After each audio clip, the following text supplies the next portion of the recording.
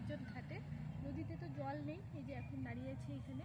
এখন ওই মাঝখানের দিকে যাব, পুরো নদীটাতেই জল নেই, পুরো শুকিয়ে গেছে। মাঝখানের দিকে যাব, ওই সাইডটাতে জল আছে নাকি দেখবো। এটা অনেকজনই ঘুরতে এসছে, একটু ঘুরে। এদিকটা তো শুকিয়ে গেছে, আর মূল নদীটা আছে ওই যে মাঝখানে যে চরে কলা গাছগুলো হয়েছে, কলা গাছের ওদিকে জল আছে। আর এই সাইডটাতে শুকিয়ে গেছে, চারিদিকে শুধু ধুধু বালি আর বালি। কেন ঘুরতে আসছে এখানে।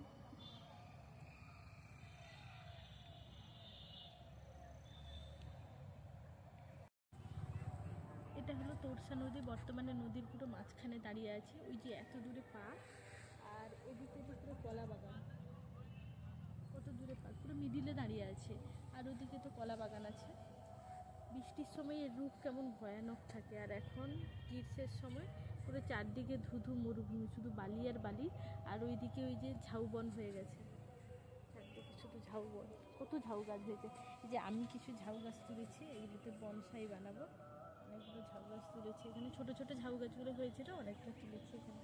আর কতগুলো ঝাউ গাছ আছে। ওইদিকে গিয়ে দেখবো একটু জল আছে নাকি, ওইদিকে নদীর জল আছে নাকি দেখ। আর ওইদিকে দেখবো লোকের কলা বাগান আছে, মোচা টোচা যদি কলা টলা হয়েছে একটু পেড়ে নিয়ে আসবো। এখন তো কেউ থাকে না বিকেলের সময়, দেখি পারা যায় নাকি। চলো দেখি। এই ধুলোবালি দেখে আমার আবার কেমন ছোটোবেলার মতো লাফ দিতে মন চাইলো, তাই ভাবলাম একটু লাফ দিয়ে উঠি। কিন্তু পরে দেখলাম যে পাটা পুরো নোংরা হয়ে গেছে ওই বালির মধ্যে। পুরো নদীটা তো চলে এলাম, একটুকু জল দেখা পেলাম না। তারপরে ভাবলাম যে যাই, ওই সাইডটা একটা নিচু আছে মনে হলো, হয়তো জল থাকতে পারে। তাই চাতক পাখির মতো একটু জলের সন্ধানে চলেছি আর কি, তাহলে পাটা ভালো করে একটু ধুতে পারবো।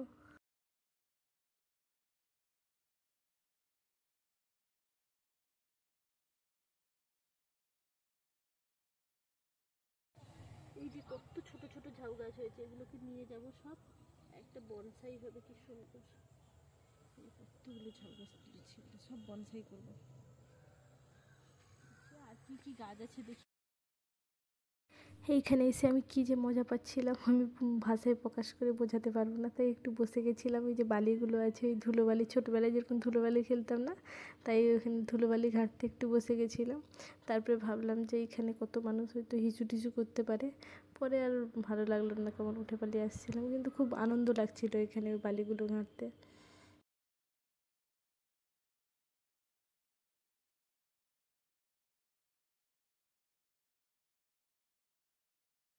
বালির পুরো চর পড়ে গেছে, কি সুন্দর। ওই কি টাকা নাকি? হ্যাঁ, দেখি 2 টাকা। এগুলো মনে হয় যে ভেসে আসে টাকাগুলো, বা ঠাকুর ঠাকুর ভাষায় যে ওই টাকা বলছে কিছু টাকা পেয়েছি। আরও তো নিশ্চয়ই টাকা পড়ছে না। তারপরে বিসর্জন ঘাট থেকে চলে গেছিলাম ফাঁসির ঘাটের দিকে, কারণ এখানে জল নেই, ওখানে আবার জল থাকতে পারে। আর ওখানে একটা ব্রিজ আছে বেশ সুন্দর, বাঁশের ব্রিজ দেখাবো। তার আগে রাস্তায় যাওয়ার সময় দেখলাম যে এখানে অনেক মানি প্ল্যান্টের গাছ আছে, তাই হেলমেটটা না খুলে, মানে চোররা যেভাবে মুখ ঢাকিয়ে রাখে কি, ওইভাবে চলে গেছিলাম কয়েকটা মানি প্ল্যান্টের গাছ চুরি করার জন্য। পরে দেখি সবাই নিচের যেগুলো হয়েছিল সবাই মোটামুটি তুলে নিয়ে পালিয়ে গেছে, আর বাকি উপরের দিকে যেগুলো ছিল সেগুলো আমার আবার হাত যাচ্ছিল না, তাই ঠিকই ঠিকই কয়েকটা যতগুলো হাত যাচ্ছিলো তুলে নিলাম। এত মানি প্ল্যান্ট লাগাই রুমের মধ্যে, তবুও তার কেন যে মানির দেখা পাই না কে জানে। আমার রুমে তো পুরো মানি প্ল্যান্টে ভর্তি করে দিয়েছি, এখান থেকেই মাঝে মধ্যে আসি আর মানি প্ল্যান্ট তুলে নিয়ে যাই।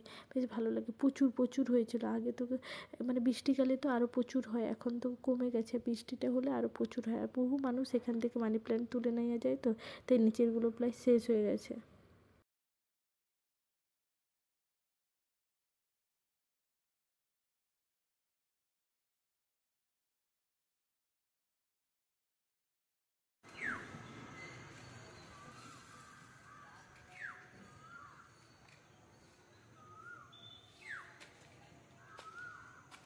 দেখো নাকি আমাকে দেখতে পাচ্ছি। এই যে এই ঘাটটাকে মেনলি ফাঁসির ঘাট বলে। বৃষ্টিকালে এর রূপ জাস্ট ভয়ঙ্কর থাকে, মানে প্রচণ্ড স্রোত থাকে, আর মানে কোনো সেতু টেতু থাকে না। আর এই সময় তো ছোটোখাটো সেতু, আর মিডিলের সময় যখন একটু জল কমে যায় তখন আবার বাঁশের সেতু থাকে, বা ইয়ে হয়, মানে ওই যে নৌকা দিয়ে মানুষ পারাপার করে। আর এখন তো সেইভাবে জল নেই, তাই মানুষ এই ছোটোখাটো সেতু দিয়ে সাইকেল টাইকেল সব কিছু ওদিককার পাড়ের মানুষ আসে, এই রাস্তা দিয়েই মেনলি যাতায়াত করে। দেখুন কত সুন্দর লাগছে না জায়গাটা।